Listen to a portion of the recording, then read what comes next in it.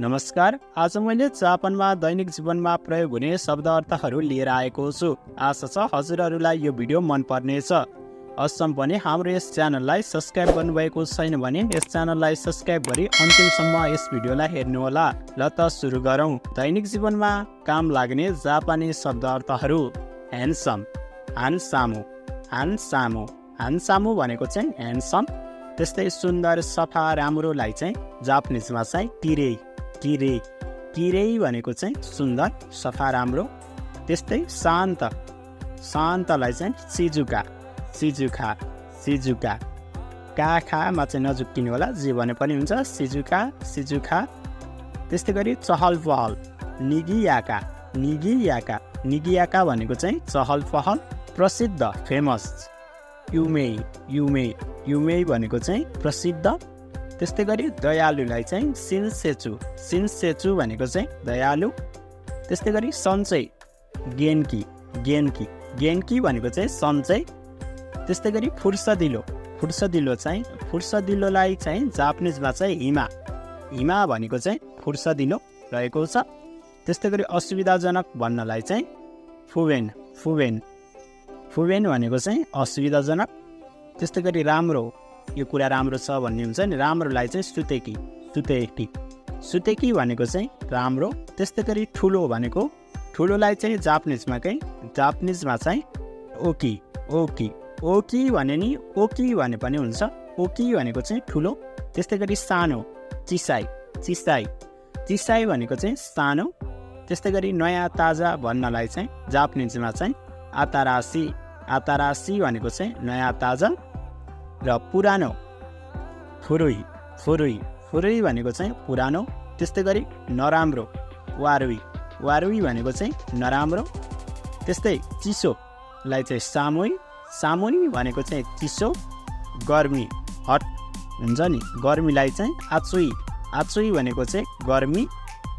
त्यस्तै गरी कठिन, गाह्रो छ नि, डिफिकल्टलाई चाहिँ मुजुकासी, मुजुकासी भनेको चाहिँ कठिन, गाह्रो।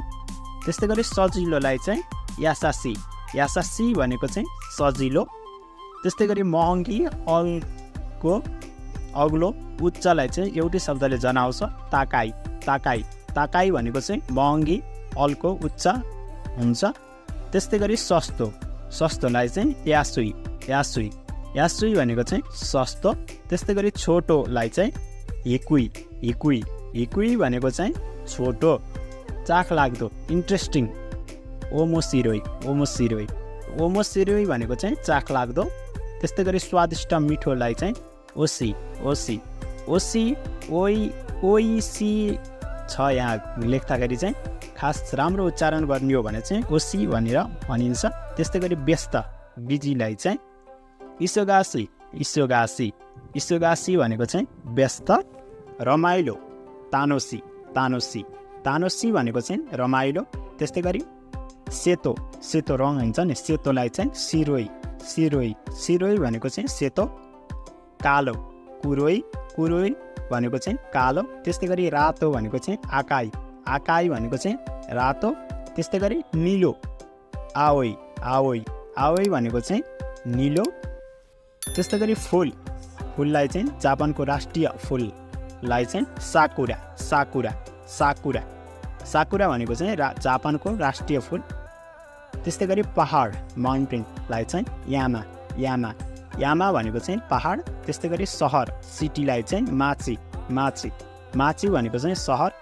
त्यस्तै गरी खानेकुरा, ताबे मोनो, ताबे मोनो भनेको चाहिँ खानेकुरा, ताबे मोनो भनेको चाहिँ खानेकुरा। त्यस्तै गरी कार, गाडी हुन्छ नि, गाडीहरूलाई, कारलाई चाहिँ कुरुमा, कुरुमा, कुरुमा भनेको चाहिँ कार।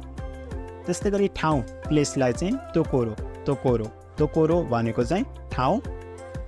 त्यस्तै गरी होस्टेल, रेउ, रेउ, रेउ भनेको चाहिँ होस्टेल।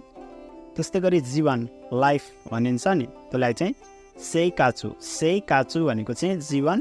काम, वर्कलाई चाहिँ सिगोतो, सिगोतो भनेको चाहिँ काम।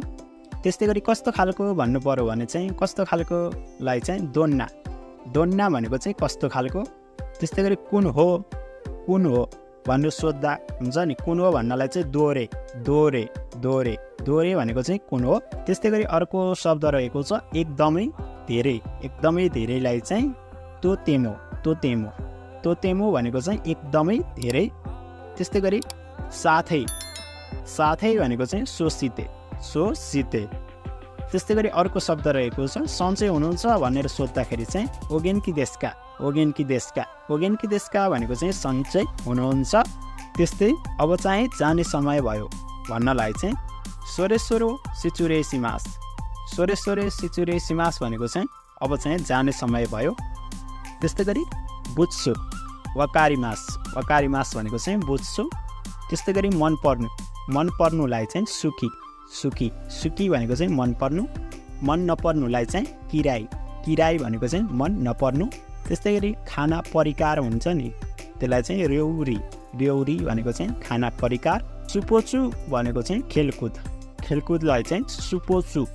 त्यस्तै गरी नृत्य हुन्छ नि डान्स डान्सलाई चाहिँ दानसु दानसु भनेको चाहिँ नृत्य डान्स।